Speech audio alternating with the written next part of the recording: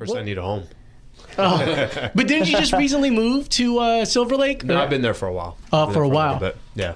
Do you miss San Diego at all? Or I love San Diego. San Diego's great. In a perfect world, maybe one day, because you're able to have all this and the capabilities of doing stuff from anywhere. Of course. Is I could just kind of come back and forth whenever I need to. Right. But down the road. Right now I'm still chasing it. So. Well, these guys will back me up. I have a ton of equipment if you ever need to borrow stuff. Okay. And I have a ton of camera equipment, so if ever you need to borrow, Appreciate it. Thank you. So what basically happened for the listening audience and the viewing audience, by chance, I clicked on Max and Marcellus. It was almost their closing hour. And they're talking about Allen Sliwa, our guest for today. And check this out, Justin. Just by chance, I flip on that one moment where Max Kellerman is talking about, we have this guy that's coming from sales and marketing and is so good. He's going to be the host for the Lakers show. 710 MP. And that's just astounding to me. It's funny when you were telling me that story just a couple of days ago. I had no idea. I never even heard that story. And that show, I don't know if you guys listen to Max and Marcellus, but that's as good as radio could have got. And, gold standard. Unfortunately, and fortunately, for both of those guys, Max obviously now doing First Take with Stephen A. Smith, they didn't get a chance to take that show as kind of a longer tenure. And who knows, Max kind of joked around me when he was leaving. He's like, maybe there's an opportunity down the road where they can do something more on a national basis. But I love that show. And I was working, obviously, and still work for ESPN, but that meant a lot when I heard that, because Max I idolize. I love what he does, and I think he's just one of the brightest guys in the industry, and his take, not just on sports, but in life in general, is fantastic to obviously listen to and watch. But when you told me that meant a lot to me, because I idolize him, obviously, a lot. Well, we can always edit this part out, because, we talked for a little bit on the phone, and we shared a moment where it's like, I feel like, Allen, I hope you realize what you're doing is great. You got to be in the moment, because we're engulfed in hustling. Yeah. So sometimes you have to step back and go, man, I'm doing things. I should pat myself on the back. What's funny is it's like, no matter what you're doing or whatever you're driven to do, it's not that you are not, taking a step to give yourself whatever it is. You could be a teacher, and a teacher comes up to you and says, or I'm sorry, a parent comes up to you and says, wow, you're one of the best teachers we ever had. And that gives you that moment of like, okay, that feels pretty good. And then you just get right back at it. So it's not, I think most of the time, at least for me, I've been in sports talk radio since I was 19. So I'm 35 right now. So I have 16 years of my life in sports talk radio. Started down in San Diego, obviously here in Los Angeles now. But and I've been in LA for about 8.5 years. For me, it's never that I don't appreciate what's happening in the moment.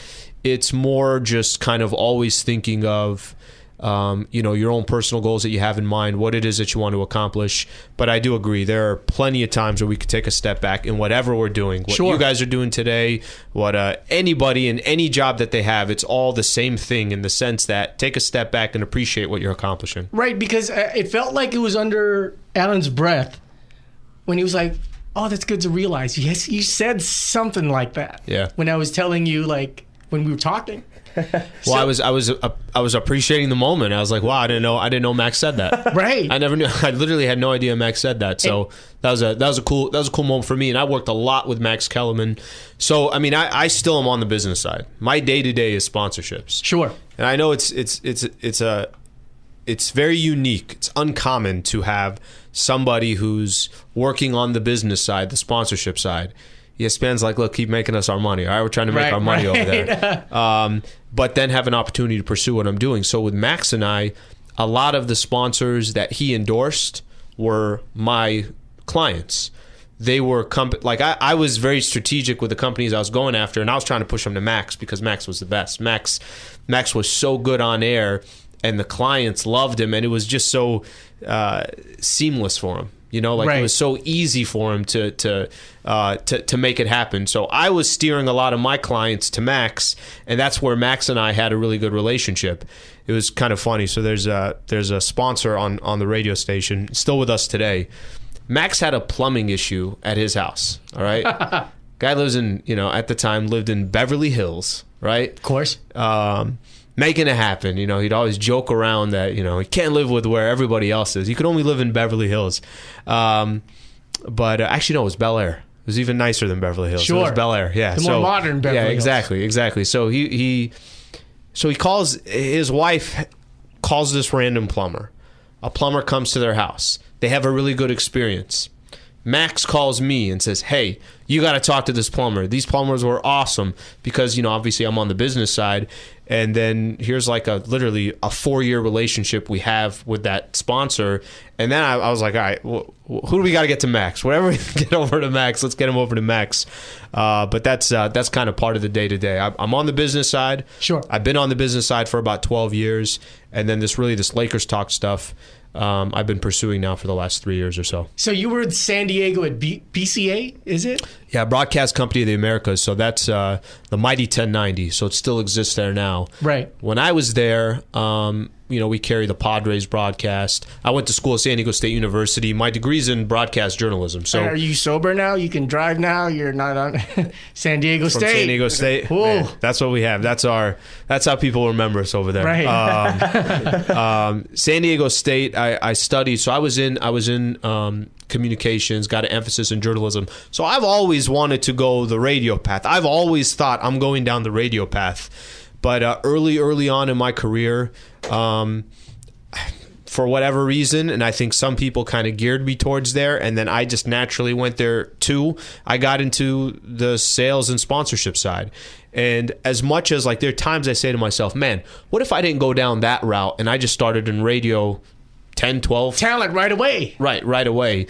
But I tell you what, man, I would never take away my route. And even though the route's supposed to be go this way, and even if I'm kind of coming at it in a roundabout way, at the end of the day, everything we do, ESPN, Fox Sports, all that stuff, your passion for your loyalty towards a sports team, it's all a business. At the end of the day, it all comes down to dollar and cents for every one of these corporations. So to have that understanding of how revenue is generated within a company, to have that understanding of how you can make a company money and be very profitable for them, that's so important for any business. I don't care if you run a restaurant. I don't care if you work at a gym. You should understand the business side, because if you understand the business side and you become an asset to a company, it's really tough for a company to get rid of you, because when push comes to shove, I'm somebody who makes the company money. So when ESPN, who's had a lot of cuts, you've seen what's happened over the last few years. Yep. And it's not, look, the ESPN's adapting to a new market. It's not like ESPN wants to get rid of people. There are a certain amount of subscribers that used to just sit there and watch TV. That's changing, and it changes the whole dynamic of what's happening in the industry. To have the understanding of the business side is very, very, very important for anybody to understand it, no matter what you do, to spend a couple of years understanding the sales side, to understand the business side, to understand how to generate revenue. It can help you create opportunities for something maybe that you ultimately want to pursue. In my case, it's Lakers talk. For somebody else, it could be something else. Yeah, and you should be at 3.0 thinking now. What's the most common thing you hear about athletes? They didn't manage their money well. What's the most common thing in the 80s, 90s, maybe up to the early 2000s, before people started putting out their own record labels? They were creatives, but they didn't understand the business side. But I'm sure, I think a lot of us in this room, while I'll speak about my brothers here, there's a moment where we can curse here, by the way, not that I'm asking you to, but you're on that desk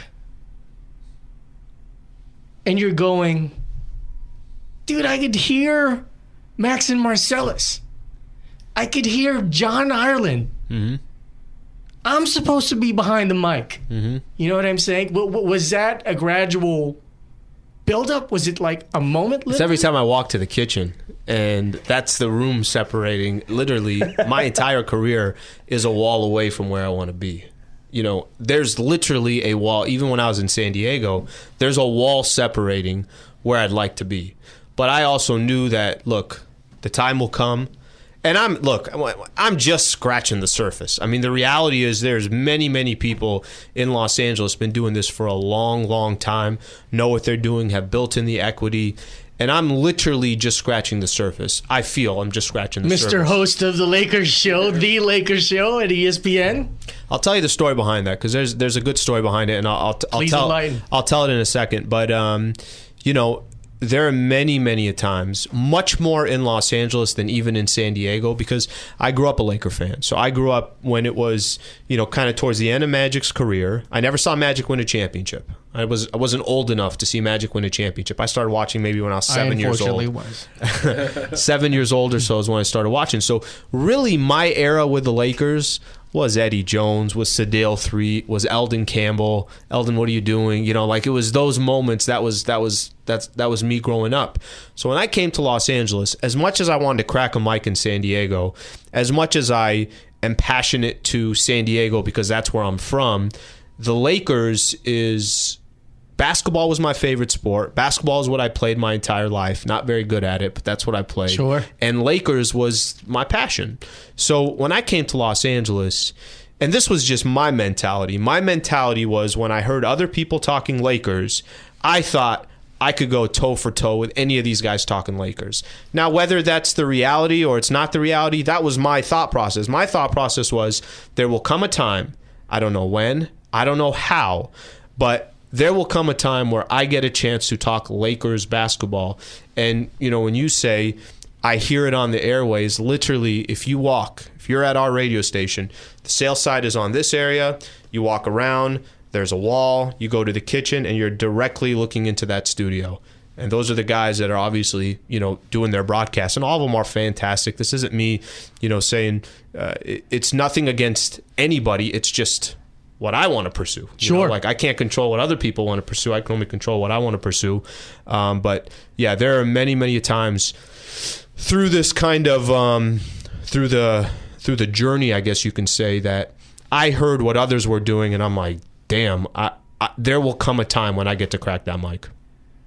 And what was the process from sales and marketing to on-air talent? So there was a time where there's been some turnover at the radio station. So we had some certain people that were running the programming department, whatever the case was. But there was a time that you know, I had thought about it for so long. Like, it's so tough sometimes. Anything that you want to accomplish, it's so tough to take that first step. And it's not that anyone's stopping you from taking the first step other than yourself. You know, it's you creating those mental blocks. It's you telling yourself that, no, you can't do it. No, the timing's not right. And that could be for anything. It's like, all right, I haven't been to the gym in a long time. To go that first time is the most challenging. And then after that is when all of a sudden it's like, now you get into a rhythm, a routine, you get more confidence, and then you see yourself going 3-4 times a week. I couldn't get over my own hurdle. I couldn't get over going and talking to the right people about what I'd like to pursue and why I'd like to pursue it and everything else. So one time I had just made a decision. I was getting ready to actually go on a trip to Boston. And I had made a decision that before I leave, I was just going to have a conversation with our programming director and just let him know that this was a vision that I had in mind. Amanda Brown is no longer, she's the assistant programming director, right? Was this? So it wasn't Amanda. At the time, there was a guy named Mike Thompson. So Mike Thompson was a program director. And I had gone in, had a conversation with him. And all I asked for was, basically told him, this is something I'd like to do at some point. And I know he's probably looking at me like, I don't know what you're talking about right now. And I just said, on the weekends, if I can just come in and use the studio and just practice. That's all I wanted. Is just, if I could just come in and use the studio and practice, if he was cool with that. And he said, I mean, you know, really, how's he going to say no to that? It's on a Saturday. Nobody's in the office, or it's on a Sunday. I made it as convenient as possible for him to say, yeah, go ahead and do that. And he did. And that was like, okay, there's sort of a crack of the door. What are you going to do with it type of thing? And I literally, for 1 year, would go in religiously on Saturdays or Sundays, and I'd go in with another person that actually works for Chargers.com now. Chris Hayrie is his name. And we do mock shows once a week for 52 weeks. We always did a mock show, and it was my way to just feel like, hey, I'm in the rotation here. I wasn't in the rotation. Did you put it out, like on iTunes or SoundCloud? Nothing. So this is just Tiger Monk discipline. Which is, it's just good practice. It was like I needed to convince myself that what I was talking about made sense. That was I going to put together something that made sense? How was I going to put together the structure of the show? What were we going to talk about? How was I going to do it? So for me, it was almost convincing myself that, okay, there's a little bit of a vision here. There's something to this. And we did that. And that was kind of the start of it. That was the beginning. And then, eventually I had a conversation with our general manager and told him this is something that, I was interested in. And then there was, some support behind it in the sense of, here's a guy that we trust. Here's a guy that has been working with us for a while. So to give me a crack at doing things that I'm passionate about, frankly, I think the company was wise to do it, because why would you not let somebody who's passionate about something, who who you trust, who's been working at your company for a number of years, why wouldn't you let them pursue it? And that kind of started it. So, would you say intra was being a bigger key because of that? Just being intra to the structure of, he understands the relationship, like Max, like you were saying earlier. Yo, this is Pep Boys.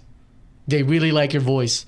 But if you came from, let's say, more of an engineering background for ESPN, was that more key because you were with sales and marketing? No, I don't think it was. Engineering? Okay. To be honest with you, I think what it came down to is there was no BS in my talk. There was a degree in journalism. There was a true understanding and passion for basketball and Lakers basketball. So I think there was a game plan that the game plan I gave them made sense. And I still have to, obviously hold my own on the business side. And that was kind of the conversation. The conversation was, all right, just make sure it doesn't really interrupt with what we hired you here for. And that's fair, completely fair.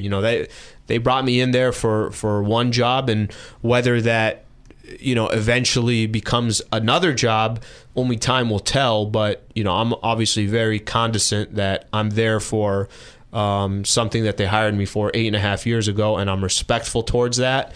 And the business side, like I mentioned, allows me, it gives an incredible opportunity for me as well. There's a lot of advantages to the business side, so it's kind of rolled from there. The way Lakers talk, I always wanted to do a Lakers show. And after about a year of doing some of these mock shows and then getting some opportunities to do the Lakers post-game show, there were some opportunities. Jeff Biggs, who's a friend of mine, used to do some work with us at the station. Sure. He was doing post-game show by himself, and he was cool with me hopping on with approval of the radio station to just talk a little Lakers. You got to talk an hour by yourself. So for him, this was somebody that he can kind of roll stuff off of. And I started doing that, but really what kind of changed the whole game for me is I really wanted my own show, and I wanted to just do a 1 hour Lakers talk show was my idea. So I went into the general manager and I had the conversation with him. I had a business plan all set up, and it was basically like, look, I want to come on. Let me just do 1 hour by myself. It's on Saturdays. Let's do it after Dr. Clapper, who was on. There's already a board op there. And kind of like, what do you got to lose? It's Lakers content in LA. I will be more than prepared for it.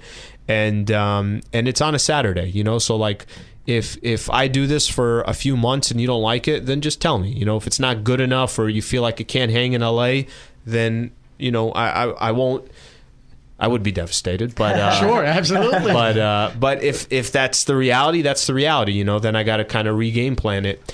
And he gave me that opportunity, and I also brought the business side. So I came in with sponsors, and I just basically built Lakers Talk in the sense that why is it called Lakers Talk? Because it's literally a Lakers talk show, and I like the way that kind of went together. And I was able to use a side of the business that I've spent 12 years, obviously on. So I was able to bring in some advertisers, explain to them that there was, Lakers content on a weekend. Anytime you have Lakers in Los Angeles, there's going to be interest in it. And then let's see where it goes. And it got started. What is it now? We're in 2000. So April in 2016 was when I did my first show by myself. And I did that for 6 months. And then they moved it to Mondays, for 2 hours. And then since then, they haven't kicked me off, and they can kick me off at any time, but, I'm still there. So the difficult thing, not to get too radio geeky, but it's the best when you get to share the airtime with your friends or your cohorts or other professional folks who are like, okay, I'm going to get down. Did you have trouble going solo?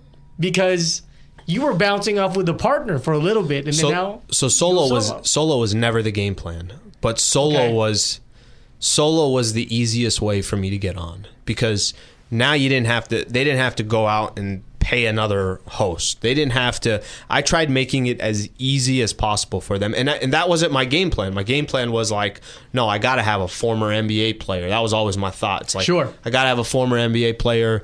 We're gonna talk. It's like Jalen and Jacoby, like that kind of thought process. But how was I gonna make that work? And I felt like the more complicated I made it, the less opportunity I was gonna have. So it just kind of dawned on me. I'm like, do it by yourself. It's 4 segments, 12 segments each. Come in with more stories than you could possibly be prepared for. And I've always been able to talk, and I've, my degree's in communication. So it's like, I always felt comfortable talking. Now, did I feel comfortable? There are a lot of times where I go do a show and it's 7:35 and the show ends at 9, and I'm like, all right, I got to fill in a lot of content here. Yeah, people listen. I'm much more comfortable today than I was then, but the original game plan was never for me to do my own show. But in order for me to get on the radio, I had to do my own show. And to be honest with you, I love doing the show by myself. So it actually churned into that, because I love doing it, because what I'll usually do is I'll do the first half hour on my own. Mario Ruiz, who's my producer, I interact with him anytime I need to. I know he's there. I get more and more comfortable knowing that he's there. I always have an interview at 7:30, and then after that, and there's a lot of times where callers want to talk Lakers basketball, and I want my show to be the platform for them to talk Lakers basketball. I'm as much of a fan as any of them are. So, I feel like they're talking to a fan when they're talking Lakers basketball, and I'm talking to a fan when I'm talking Lakers basketball. So if I had another person there, I think that would take away from the opportunity to interact with a lot of Laker fans, and I love the interaction with Laker fans. So it wasn't the original plan, but sometimes things happen and they work out better than you thought. So probably give me a couple more questions so we can get the full bio of Mr. Sliwa. Growing up in San Diego? Yeah. Small town? El Cajon. El Cajon is where I grew up. Were you like that provincial, I'm from Idaho, I can't wait to get to LA and be that actor or actress? Or were you content in San Diego? Like, what was life like? I didn't think I was coming to LA. So I didn't have LA in mind. I was, content with San Diego. Actually, I thought... Happy. Maybe happy is a better word. Well, I thought when I was working in San Diego, when I was working at the sports radio station, I worked for John Lynch, whose son is now the general manager of the San Francisco 49ers. His dad, John Lynch Sr., is who I worked for in San Diego, and he owned the sports radio station I worked at. I thought when I was in that, yeah, this is where I'm going to be. Like, this is it. Like, I'm just going to move up the ranks here, and everything will go from there. And, certain things happen, and I felt like I reached a point in San Diego where sometimes you just have a moment where you might be frustrated with how some things are going down there, and then at the same time, there was an opportunity where Fox, KLAC at the time, was losing the Lakers broadcast. ESPN was going to grab them. ESPN was opening up a brand new facility in LA Live. In my mind, I just felt like all these things were aligning. I'm like, I'm going to LA. Okay. And I'm going to find a way to get a job in Los Angeles for ESPN, because this was the beginning of ESPN's tenure with the Lakers broadcast. But when I was in San Diego and when I was growing up in El Cajon, I don't really know what I guess I just never thought of, like, am I leaving here? Am I not? I got a lot of family in San Diego, and many of them don't leave. Many of them don't even leave El Cajon. And there's nothing wrong with that, right? Right. And that is, culturally, you are, so I'm Chaldean, which is Middle Eastern. They're Catholics from Iraq, and, they migrated to El Cajon, out of all places. I don't know why they went to El Cajon. Of course, in 1982, there's like 60,000 Chaldeans in this pocket of El Cajon, or in San Diego County. There's a lot that are also in Detroit, Michigan, but I didn't know why, or I never thought in my mind, because growing up, it's like you stick around the family and you just raise your kids and you do everything. You get married and you do all that stuff there. I guess as I just got older, my career was my passion. My passion was, I want to pursue my career. And granted, at the same time, there's other parts of your life that I haven't, I'm not married. So it's like, there are other parts of your life that you've had to sacrifice in order to get where you want to get to. But of course, at some point, you have to, merge all this stuff together. But I didn't think, when I was in San Diego, I wasn't thinking like, well, I can't wait to get to LA. Just that, something that just kind of happened as I progressed. We're going to start getting towards some societal stuff. Okay. Did you ever encounter any prejudice, albeit be race, or why are you from Iran and Catholic? What is wrong with you? I remember going to New York and people were like, this is in the 80s. And people were like, dude, why do you eat so much rice? It's because I'm Asian, dude. Mm-hmm. Till you get other Puerto Ricans, they're like, dude, we all eat rice. Yeah. But did you ever experience that in San Diego? No, I don't feel like I did. I really didn't. I grew up with... Pleasant town, huh? I grew up with... a lot of my friends were... A lot of my friends were white. A lot of my friends were from, I really actually didn't hang out with that many Chaldeans growing up. And, I guess I just was born and raised in this country, so I simulated myself. I feel I'm much more American than I am Middle Eastern. Sure. So I don't know, it just never dawned on me. Okay. And I never had gone through experiences where I'm like, wow, I feel like somebody is really disrespecting me. So nothing really stands out in my mind that I had to endure. And really, it's the generation, to have my parents to go from literally Iraq and then they're in Southern California. I'm sure that was, for them to be assimilated into these two different cultures, was unreal for them, to live half your life there and then half your life here. For me, since I was born and raised here, this is all I knew. I just knew Southern California. So I never really encountered anything that I'm sure a lot of other people have encountered, much more difficult things than I would have ever encountered. But I ask in a group sense, maybe because you come from an immigrant setup, even though you didn't feel that, but to go, I got to work. I'm sure there's a lot of influence of hard and smart work from your parents, but maybe that's what happens in life, where it's like, I just became a 9-to-5er before I become on-air talent, because you settle's the wrong word, but it's the quickest way to survive. Mm-hmm. But I couldn't derive that off because, like you said, you are American, and you never went through. Did your parents ever go through a phase? Oh my God, Allen, this American child of ours. Mm-hmm. Did you ever go through that? Oh yeah. Okay. Oh yeah. Well, what are some examples or stories of it? So I moved out when I was 19.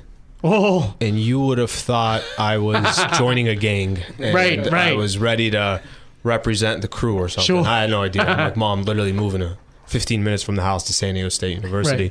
Right. There's a lot of that because, there's a way that everybody's doing it. where I'm from, right? So however that is, I think, and I know eventually I'll raise my kids and I'll encourage them to go off to college and to go live different experiences. They're not too accustomed to that because, number one, I have a lot of family that didn't go off to college. Not to say that other people didn't, but they're just accustomed to what they're accustomed to. And they're not bad customs. They're just, they're very traditional, right?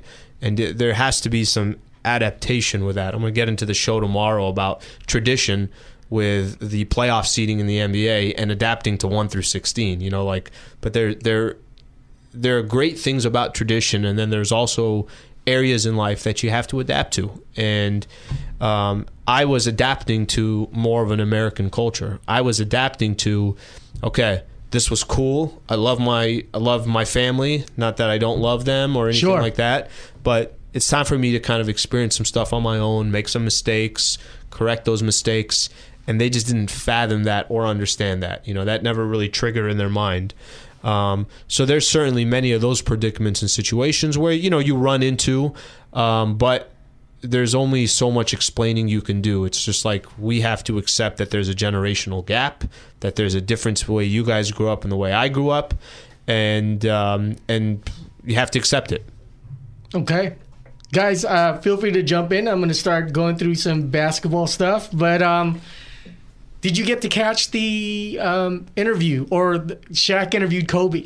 So I haven't watched it yet. So I was at the Saturday, the slam dunk yesterday. Nice. I was at the AllStar game today. So I have not got a chance to see it yet. I saw some excerpts. I have to watch it. I think tomorrow I'll get an opportunity to watch it, but I have not got a chance to see it yet. So in the spirit of roundtable, did Dr. Buss do the right thing and keep Kobe? But at the same time, was Shaq really Kobe? I felt like sometimes Kobe deserved the fire. I felt like, what, you think you're this altruistic demigod, but really you're just a narcissistic go-to guy. Yeah, I was definitely, at the time, I was in the Shaq camp. I was always in the Shaq camp. Okay. I was always, anytime anything went wrong, I was like, yeah, I'll just blame it on Kobe. Right. But the reality is, Dr. Jerry Buss, and what made him such an unbelievable owner is he was looking long term. Okay, what am I going to get? The perfect situation is they both got along and won 2 more championships or whatever the case was together. But Dr. Jerry Buss was looking at longevity. I got Kobe going into his prime. I got Shaq declining. So if this is a stock, which one do you want to keep? He kept the right person. Right. Because he knew and he had the confidence in himself and in his front office that they would eventually surround a team around Kobe Bryant, his drive, his wanting that killer mentality that he had. And that's exactly what they did. And they got 2 more championships out of it. So looking back at it now, Dr. Jerry Buss did what he's done his entire tenure, which is, obviously the great late Dr. Jerry Buss. He's the greatest owner in the history of sports, in my opinion. 10 championships. Sure. 10 championships. In his time of owning the team, from 1979 to I think he passed in 2013.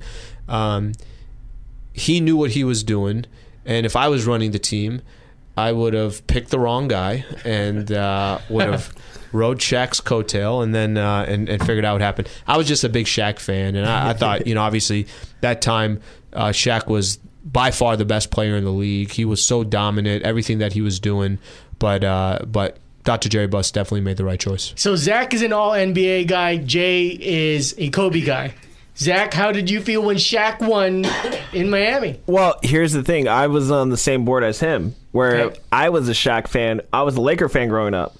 And when that day happened, when Shaq went to Miami, that's when I was just like, I'm no longer a Laker fan. So that's when my allegiance split. You got off the Laker wagon? I just got off the Laker wagon. I was just like lost, and I was trying to find my way. I was trying to find lights, and I couldn't find anything. So I just became an NBA fan altogether. And that was around the same time when like other big superstars were going to other teams. So there was no loyalty. No. There is, by the way, there is, doing the show, and I joke around about it. One of the topics that came up was, would you want... One guy called in and said, well, I don't want LeBron on the Lakers. And I had to say, listen, I'm not saying LeBron's coming, but of course you want LeBron on the Lakers. Of course. And he's like, no, I don't. And then I had to propose a question to the fans out there. I'm like, all right, guys, help me feel a little better. You guys want LeBron on the Lakers, right? Not to say he's coming, but if the opportunity came, you would want LeBron on the Lakers. I got a ton of calls saying, no, we don't want LeBron. And the only thing that I could think of is that there are some Laker fans out there who, no matter what happens, they are Laker fans. And there were also some fans out there that were more a fan of Kobe than they were a fan of the Lakers. In your case, Lakers traded Shaq, and then you weren't Dunzo on the Lakers board anymore. Exactly. And even just watching the Players Only interview last night, what I have to say about that is it's crazy how Dr. Buss had the balls to do what he did, because Mitch Kupchak didn't even do it. Like, Mitch Kupchak had to go onto the cameras just to like announce it, which like Shaq later mentioned, like he drove down and wanted to choke him out. But like Dr. Buss called him and he said, Shaq, you're getting older. This guy's also the future, so I'm doing that. And like for him to just do that, ultimate blessings to him. How about you, Jay? How did you feel when Shaq won at Miami? I was a hater because Kobe actually solidified me as a Laker fan. I watched the Lakers growing up. I was actually a Celtics fan because my dad was a Celtics fan. But, I watched every Laker game. My dad would listen to Chick Hearn every game. But like you, I grew up a Laker fan under the Eddie Jones era and the Nick Van Exel. It was like, ooh, I like this team. Mm-hmm. And it was me in college, away from my parents, away from my dad, so I didn't have to, it was like, oh, okay, I'm digging this team. When Kobe and Shaq were feuding, I was already on the board. I was like, man, I do not want to be a Clipper fan. I was listening that summer. I was listening to the radio. Because you could have went to the Clippers, right? Yeah, everyone was just talking about it. Remember that? Like, that summer, I'm like, please don't go to the Clippers because I don't want to be a Clipper fan. And, when they did it, I was more than happy because it was really the work ethic, and it was really, that's what won me over was Shaq doesn't want to be in shape going into the season. I know I'm going to be in the finals, and I know he was that dominant. I know he was that dope, but Shaq was chilling. Shaq was like, Kobe's going to do all the hard work. Right. Yep. I saw that excerpt where he told Kobe, he's like, I was hanging out in the summer because I knew you were going to put in all the hard work. After the first championship. That's what it was? Yeah, after the first championship, he was and like... let's not give too much away from the... Because okay. Alan hasn't seen. Yeah, sorry. I saw what ended up happening. I saw that. I saw the results. Right. So, yeah, I mean...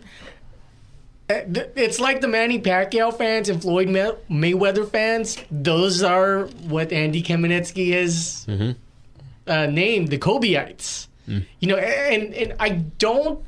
I love the Lakers. I'm a Magic guy because I'm the oldest one here. Yeah, I'm a Magic guy. I like Kobe. I love Magic, like Kobe, hate his fans. Hate the rabidity of those fans. So I guess it's just up to us to exhale when we listen to someone go like, no, we don't want LeBron. Yeah, the LeBron thing was just comical to me. And I was curious about it because I was like, no, I had a cousin who told me last week, he said, I don't want LeBron on the team. I'm like, I think I'll bring that up. If it comes up, I think I'll bring that up in the show. And then I just like shut him up. I'm like, bro, you want LeBron on your team. He's 26, 8-8. Don't tell me you don't want it. Yeah, but he wants to do things his way. He wants this. Oh, you mean he wants to win? You mean you don't want to get back to the playoffs? You don't want to be relevant again? Sure. You don't want a chance to, I just look at it differently. At the end of the day, we cheer for these teams because we want them to succeed. So any way that they're succeeding, that doesn't mean they don't play the right way and they're playing team ball, any of that stuff. But if you got a chance to succeed, you jump on that opportunity. And look, Magic and Pelinka, those are two guys that are obviously prepping this entire D'Angelo Russell, Jordan Clarkson, Larry Nance Jr., all three of those guys not on this team for one reason and one reason only.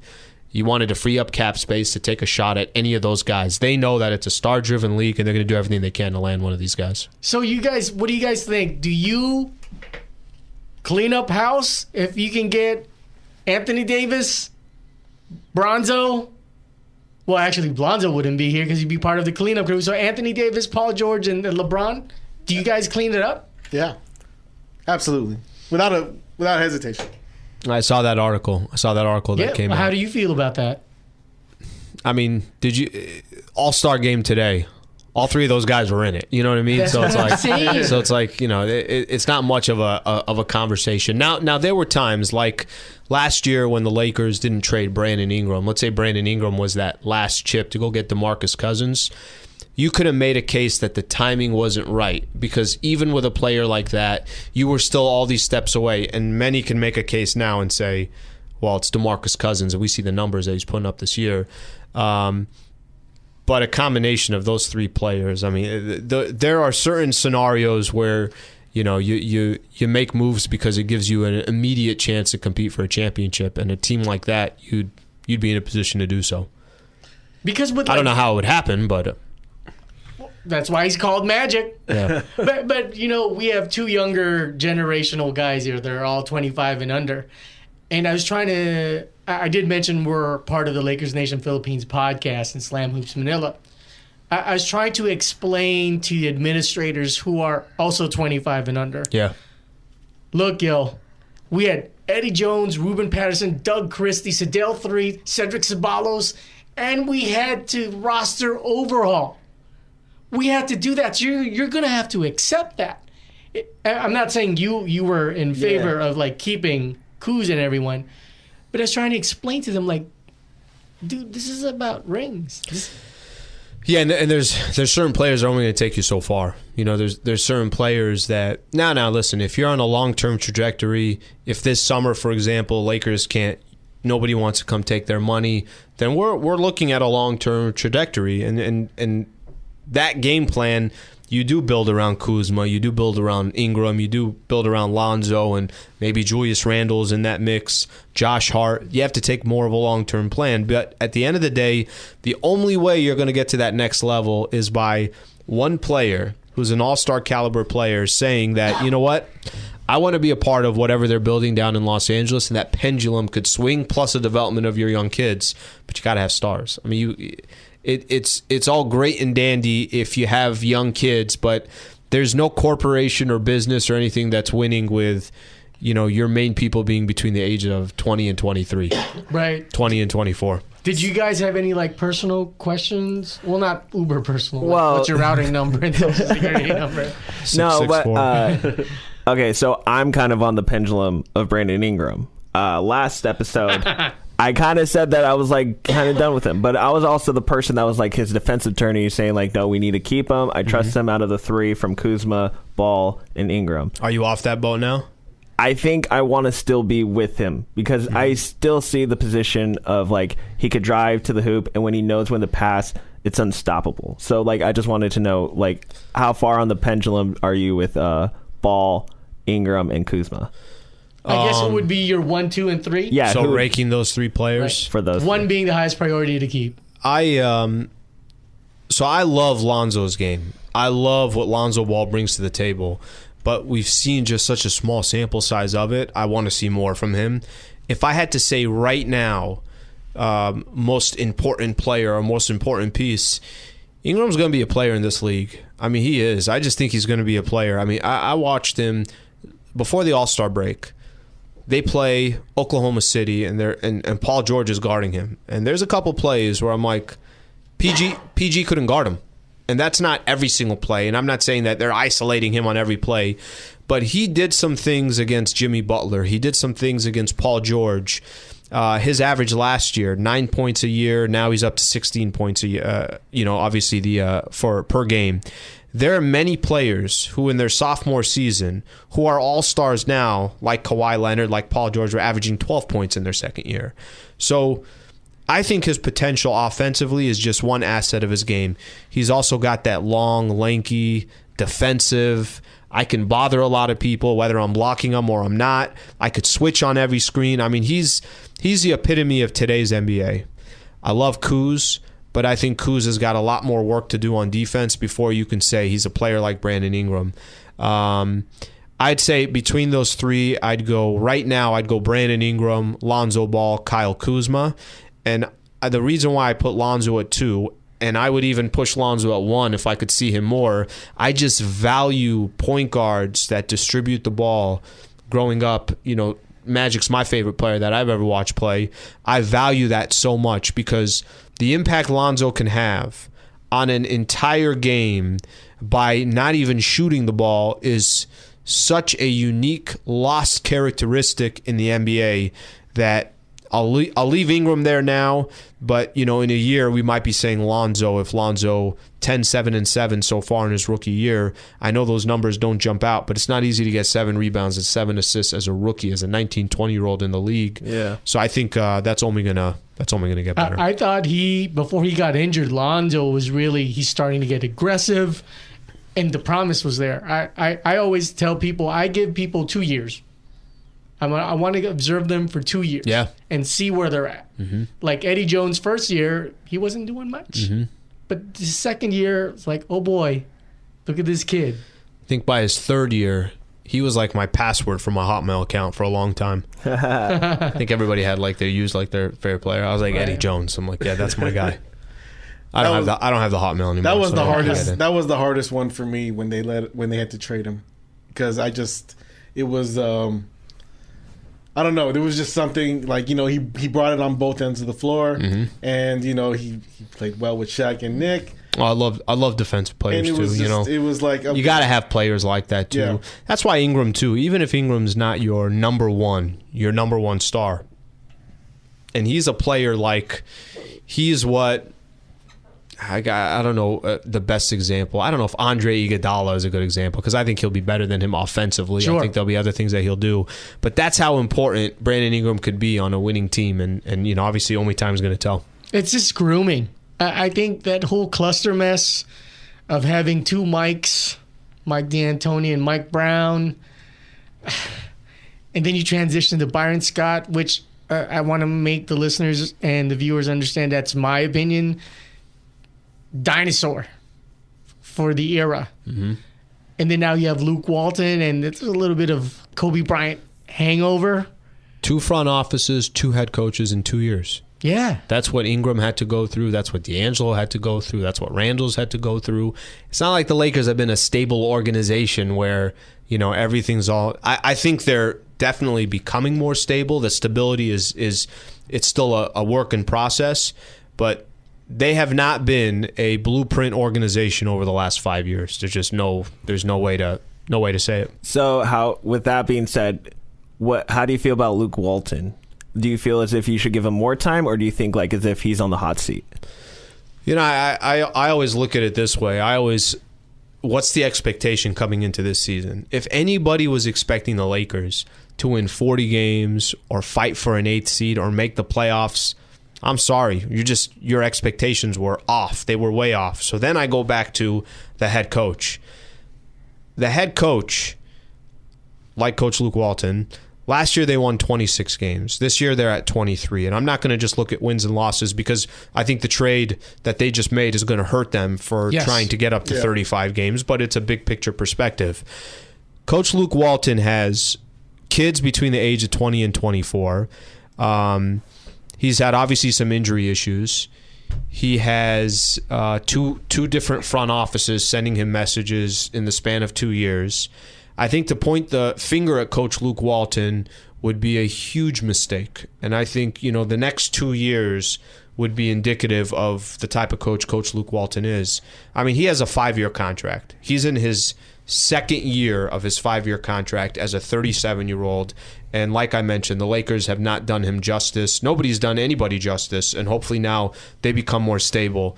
The last person I'm concerned about is the head coach. That's not to say that there are times where you're like, why didn't you leave Harden? Or why didn't you make this defensive rotation?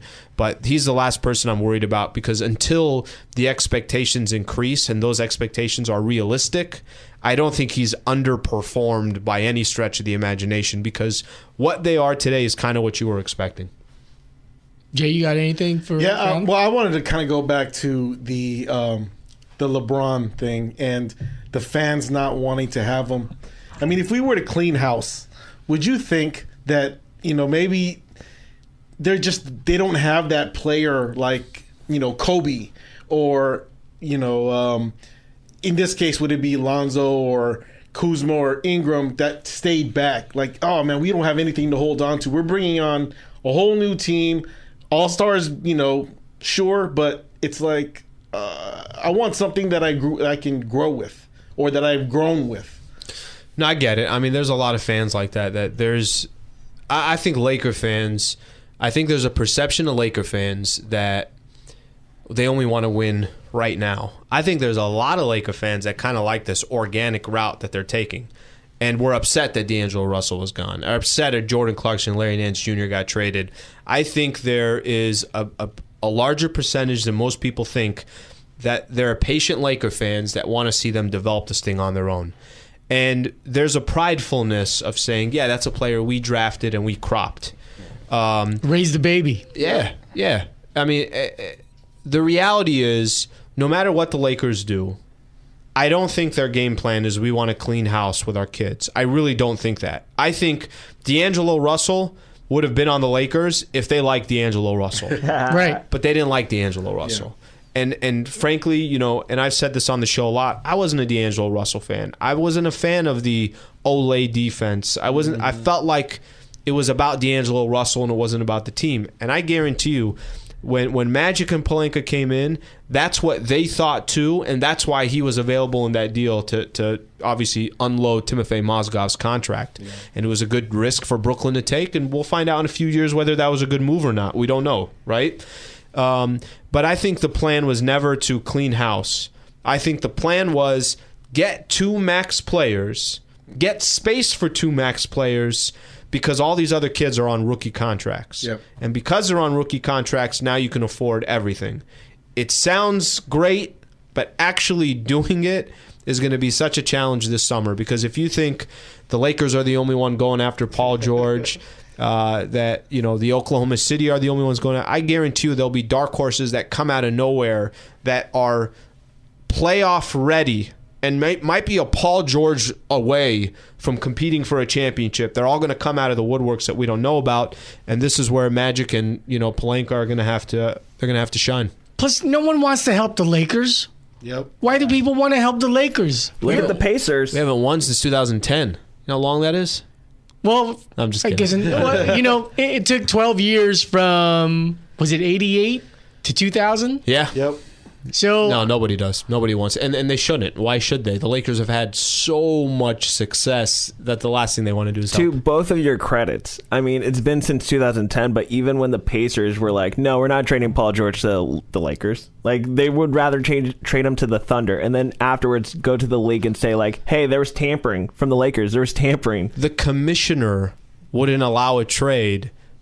When Chris Paul... Former Laker Chris Paul. I mean... Honorary for a day. That is funny. No, it was like 2 hours. I remember screenshotting that and be like, you remember this? Remember when we had Chris Paul? Right. But it's not even just other NBA teams that don't want to help him. Literally, the league jumped in the way of a trade. It's unheard of. And I understand, the Pelicans or the Hornets at the time were owned by the NBA and they could jump in for that for basketball reasons. If that ain't the Lakers, ain't nobody jumping in. It was the worst, like from a timing perspective. They just came out of the lockout, talked about how smaller market teams want to compete.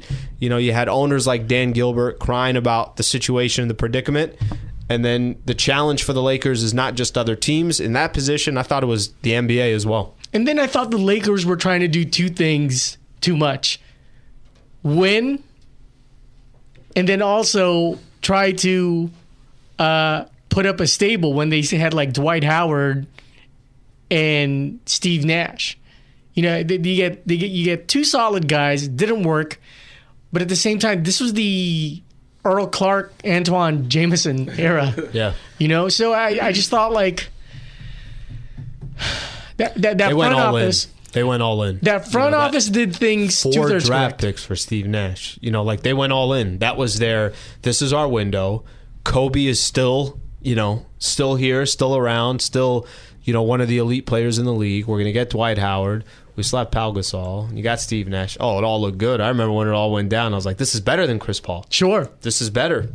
And Antoine Jameson coming off the bench.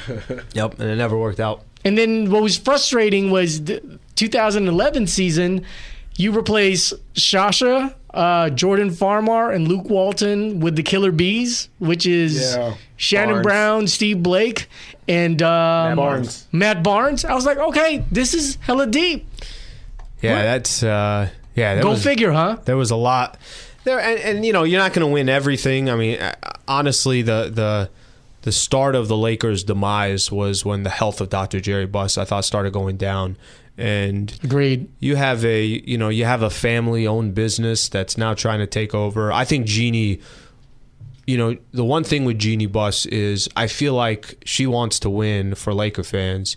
She wants to win for her dad's legacy. Like, she wants to continue that. So to have an owner that cares as much as she does, typically you're going to have success at some point because somebody cares so much.